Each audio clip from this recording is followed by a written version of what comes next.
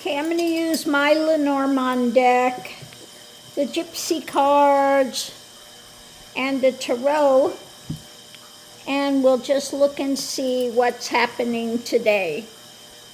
What can you tell us what's happening today? What's going on? What do we need to know? What's important? What's important?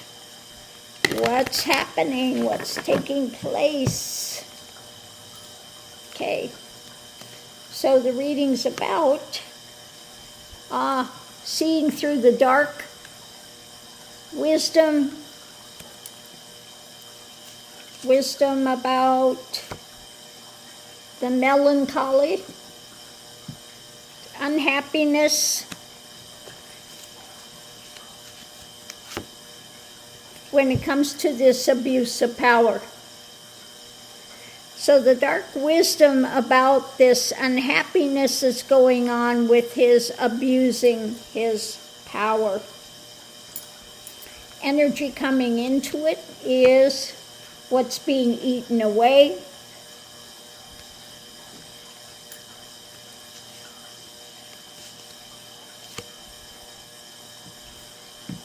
When it comes to the sweetheart things,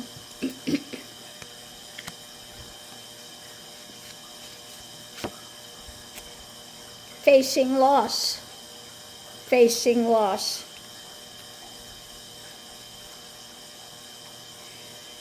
Yeah, so he's losing supporters, the sweethearts, you know, they're feeling the pain now.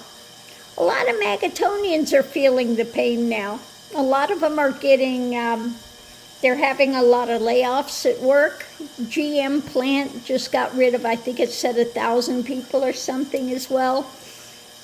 His abuse of power, they're feeling the loss now in their lives, okay? Now they're feeling the pain of voting for him. The dark truth emerges about what they voted for. You know, their sparkling, glittering eyes about how fabulous he is getting tarnished. So what's going on now? We have the promise. We have a promise. Now he promised, you know, money at the end of the rainbow. Getting all this money, etc. Reunion. He's going to try to win them back in some way. Good luck with that. It's not going to happen. Yeah, trying to hang on. Trying to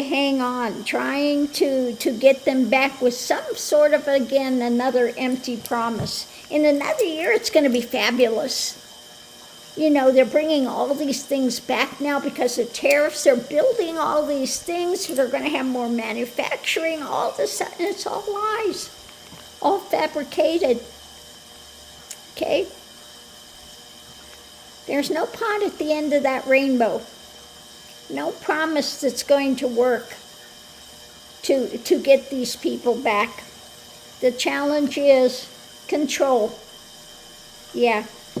His problem now is about controlling conversations that people are having now. People are getting together and having conversations about what's taking place, okay? About endings that are happening, okay? Endings that they want to see take place. Conversations about Kirk as well, Charlie Kirk, and the heinous things he was saying, the racist things he was saying. Conversations about wanting to see an end to Trump's regime. Potential outcome. Yeah, we've got the dark drama, the mental, the depression. The depression with just Trump, the way he is, the haughtiness, thinking he's such a peacock, thinking that he is just all of that in a bag of chips.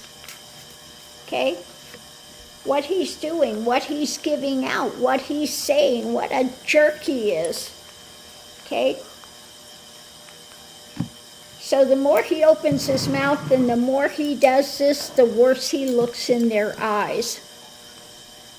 Okay? It's not lost on them what he said about Kirk, and then turned around and said, and did you see the beautiful ballroom I'm building? I'm going to go speak at Kirk's thing. And then, yeah, no. Look at the ballroom. Outside influence, knowledge. Knowledge. Love. The information coming out that's strengthening things. The love of knowledge that's coming out that's strengthening everything. And underneath of it all, it's the people, the women that are bringing the cudgel, okay? They're going forward, club in hand, with the Epstein stuff, okay? The women are fighting back. They're not going to stop this and outing the White House. Okay? He's doing all he can to divert attention to anything else. Okay? To anything else other than Epstein, but they're not going to let this die. They're strengthening the knowledge, and they're going to continue to go forward. And Trump, in his decline, mental dark mindset, who's thinking he's above everything and whatever he can give out, there are conversations going on now about his abuse of power and saying this needs to end. Okay? And about what they're promoting. That they're promoting Charlie Kirk, the Uber right, the hateful things that were being said by himself, by the guy, like I said on Fox News, that said, just give them an injection, kill the homeless. Kill the homeless, take them out.